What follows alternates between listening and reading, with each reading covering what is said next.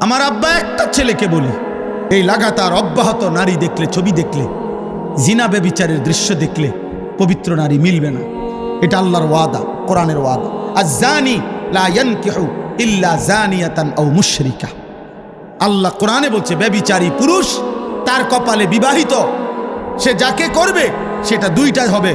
আল্লাহ পাক বলছে হয় জানিয়া আরেকটা ব্যভিচারিণী নারী, আও মুশরিকা অথবা কোনো মুশরিক নারী। কসম খোদার, কোরআন শরীফের আয়াত। ওয়াজ-জানিয়াতু লা ইয়ানকিহুহা ইল্লা জানিন আও মুশরিকুন।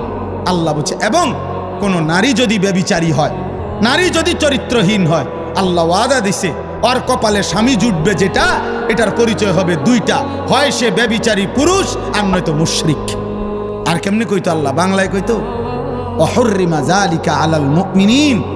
এবং আল্লাহ বলেন কোন ব্যভিচারী পুরুষ কিংবা ব্যভিচারিণী নারী ঈমানদারের জন্য হারাম। ওয়াহুররিমা, হারাম করে দেওয়া হবে।